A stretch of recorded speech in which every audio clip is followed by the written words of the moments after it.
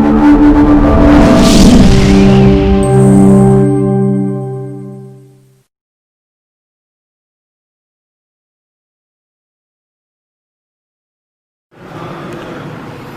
वालेकुम स्टूडेंट्स। हाँ जी बेटा, हमने लास्ट टाइम पढ़ा था बेटा पेज 111 पर, यहाँ तक बेटा मैथ ऑफ अर्थ और variation of g with altitude. बेटा आज हम पढ़ेंगे साइड पर 111 में मिनी एक्सरसाइज है जिसमें लिखा है does an Apple attracts us towards it. क्या कोई सेब भी जमीन को अपनी तरफ खींचता है? जी हाँ जी। From the law of gravitation. Isaac Newton ने कहा है अपने लॉ ऑफ ग्रेविटेशन में कि everything in universe attract every other object, यानी हर जो चीज है वो दूसरी चीज को कशिश कर रही है।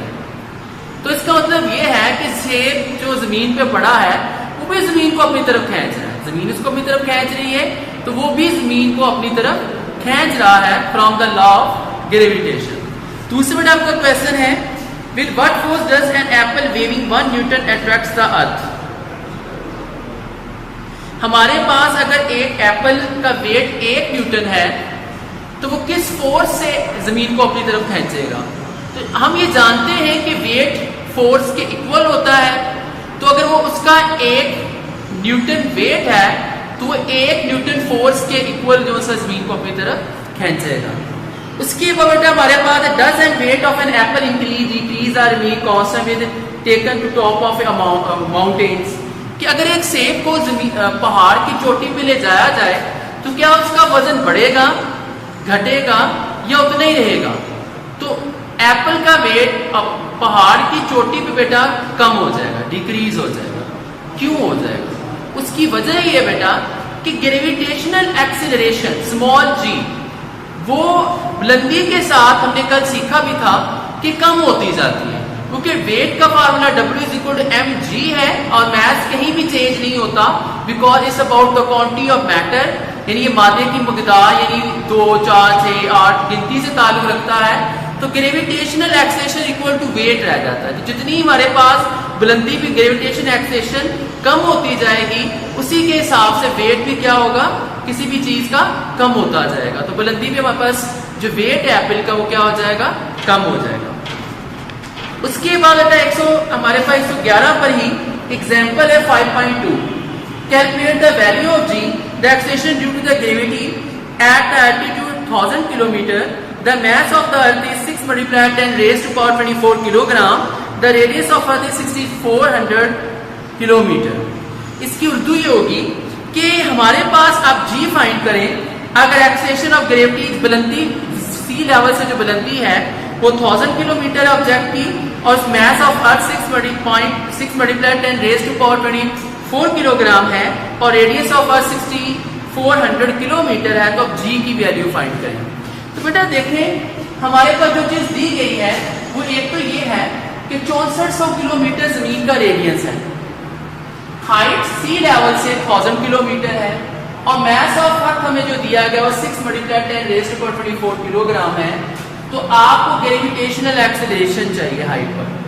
अब हम करेंगे ये क्योंकि हमने कल ये सीखा था कि अगर कोई चीज जमीन अपने रेडियस सेंटर से किसी चीज को अपनी तरफ क्या करती है, अट्रैक्ट करती है, कशिश करती है। तो अब हमारे पास अगर आपने टोटल डिस्टेंस लेना है तो r+h होगा। तो r कितना था 6400 और h कितना था 1000, इन दोनों को आप ऐड कर लें 6400 किलोमीटर बन जाएगा बेटा हमारे पास। अच्छा अब हमने इसे साइंटिफिक नोटेशन में लिखा है बेटा। साइंटिफिक नोटेशन में पहले आप जाएंगे नॉन डेसिमल, जो हमारे पास जो नॉन जीरो डिजिट है वो 7 है। 7 के बाद हमने डेसिमल पॉइंट लगाया, आपने 3 इनसे यहाँ छोड़े और साथ ही किलो का भी 1000 है हमारे पास, तो ये बन जाएगा 10⁻⁶ metre.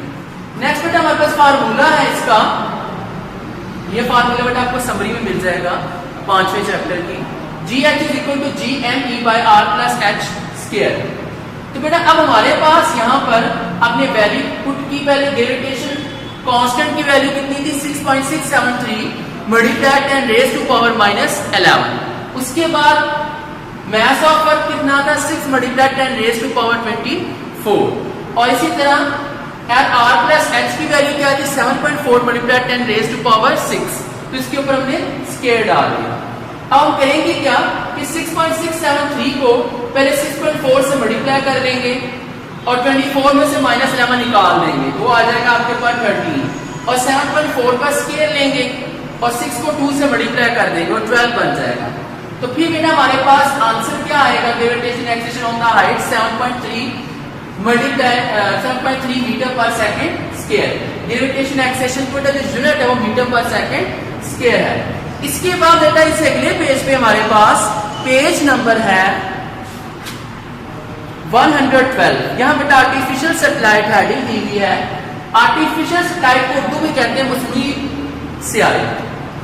An object that revolves around the planet is called satellite. वो जिस्म जो जमीन के गिर्द चक्कर काटता है, इसे हम क्या कहते हैं, क्या है, सैटेलाइट है। जैसे चांद जमीन के गिर्द चक्कर काटता है तो चांद हमारा कुदरती सैटेलाइट है ऑफ अर्थ, यानी हमारे नेचुरल सैटेलाइट है ऑफ अर्थ का। Scientist have sent many objects into space. Scientist ने बहुत से ऑब्जेक्ट जो से जिस्म जमीन स्पेस में भेजे हैं। Some of these objects revolve around earth, कुछ जमीन के लिए चक्कर भी काटते हैं। These are called artificial satellite. इन्हें हम क्या कहते हैं, आर्टिफिशियल सैटेलाइट। जैसे बेटा हमारे पास जीपीएस ग्लोबल पोजिशनिंग सिस्टम के लिए 24 सैटेलाइट है जो साइंटिस्ट ने ही भेजा है नेविगेशन सिस्टम के अंदर, ठीक है ना। उसके बाद बेटा हमारे पास आता है जियोस्टेशनरी सैटेलाइट। जियोस्टेशनरी सैटेलाइट बेटा हमारे पास क्या होते हैं, ये बेटा आपको मिल जाएगा, कहां पे मिलेगा, ये बेटा आंसर आपके पास यहां पर है। Geostationary satellite is about 42,300 kilometre from centre of earth. ठीक है बेटा, ये हमारे इंटरेस्टिंग इंफॉर्मेशन से मैंने लिया है कि 42,300 किलोमीटर जमीन के मरकज से दूर होते हैं जो सैटेलाइट, एंड इस velocity with respect to earth is 0। और जमीन के लिहाज से इसकी जो वेलोसिटी होती है वो 0 होती है। क्यों 0 होती है, ये भी हम पढ़ेंगे बेटा। Communication satellite take 24 hours. हमारे पास जो कम्युनिकेशन सैटेलाइट है, जैसे आपके मौसमी हालात मालूम करने के लिए सैटेलाइट रिवॉल्व करवाए जाते हैं अर्थ के गिर्द, वो भी कम्युनिकेशन सैटेलाइट ही होते हैं जो जमीन से कम्युनिकेट करते हैं, ठीक है ना। तो ये 24 आवर्स लेते हैं to complete their one revolution, पूरा एक चक्कर काटने के लिए around the earth. And earth also complete its one revolution about its axis in 24 hours. और जमीन भी क्या करती है, अपना मुकम्मल चक्कर काटती है 24 घंटे में। Hence, these communication satellites appear to be stationary with respect to Earth. हाँ जी, तो फिर पता चलता है कि जो कम्युनिकेशन सैटेलाइट है ये भी 24 घंटे में पूरा चक्कर कंप्लीट करते हैं और जमीन भी अपनी एक्सिस से 24 आवर्स में ही एक पूरा मुकम्मल चक्कर करती है। तो इससे पता चलता है कि हमारे पास जो कम्युनिकेशन सैटेलाइट्स हैं ये जमीन के लिहाज से क्या है, साकन है, एट रेस्ट है, दोनों की स्पीड क्योंकि इक्वल है। Stationary with respect to Earth, it is due to this reason that our orbit of such satellite is called geostationary orbit. तो इन्हीं ऑर्बिट को हम क्या कहते हैं, जियोस्टेशन। जियो कहते हैं बेटा जमीन, ठीक है, और स्टेशन कहते हैं रुके हुए। तो इसलिए ये हमारे पास सैटेलाइट को जमीन के इक्वल रहते हैं, जमीन के लिहाज से रेस्ट में रहते हैं, स्टेशनरी रहते हैं, तो इनके ऑर्बिट्स को हम कहते हैं जियोस्टेशनरी ऑर्बिट्स है हमारे पास, ठीक है बेटा। तो पता चला कि ये जियोस्टेशनरी सैटेलाइट्स जो से हैं ये जमीन के लिहाज से इनकी स्पीड इसलिए 0 रहती है क्योंकि ये भी 24 आवर्स मुकम्मल करते हैं जमीन के इक्वली। जीपीएस, ये बेटा आपके पास इंटरेस्टिंग इंफॉर्मेशन है पेज नंबर 112 पे ही जीपीएस डू यू नो में।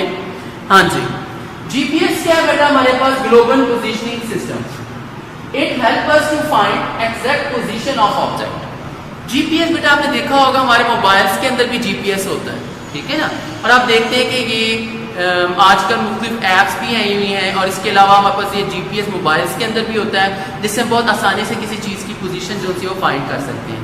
तो यहाँ जीपीएस में बस बात की जा रही है, एग्जैक्ट पोजीशन बताता है ऑब्जेक्ट की एनीवेयर ऑन लैंड, जमीन पर, सी, समंदर में भी, और इन एयर, और हवा में।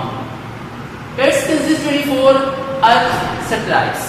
इसमें 24 सैटेलाइट्स हैं, ठीक है। दे रिवॉल्व अराउंड अर्थ, जो जमीन के चक्कर काटते हैं ट्वाइस ए डे, एक दिन में 2 बार, ठीक है। स्पीड इनकी कितनी होती है 3.87, ठीक है, 3.87 किलोमीटर पर सेकंड, ठीक है बेटा। तो पता ही चला कि जीपीएस जो से हैं ये हमारे पास नेविगेशन सिस्टम है जिसके अंदर सैटेलाइट्स होते हैं, वो 24 सैटेलाइट्स हैं जो ज़मीन के गिर्द चक्कर काटते हैं और एग्जैक्ट पोजीशन बताते हैं किसी भी ऑब्जेक्ट की, चाहे वो लैंड पर हो, सी में हो, एयर में हो। और ये बेटा हमारे पास ट्वाइस ए डे, एक दिन में 2 दफ़ा चक्कर काट लेते हैं। उनकी जो स्पीड है वो 3.87 किलोमीटर पर सेकेंड है। तो बेटा आज हमने जो सीखा है वो एक तो हमने सीखा है कि हमारे पास मिनी एक्सरसाइज थी पेज 111 पे, एग्जाम्पल सीखी आर्टिफिशियल सैटेलाइट, जो स्टेशनरी सैटेलाइट्स क्या होते हैं, इनकी स्पीड रिस्पेक्ट और रेस्ट में 0 क्यों होती है, जीपीएस क्या होता है, जीपीएस सैटेलाइट्स क्या होते हैं, इसके बारे में हमने सीखा है। कल इंशाअल्लाह ताला बेटा हम इससे आगे सीखेंगे। अल्लाह हाफ़िज़।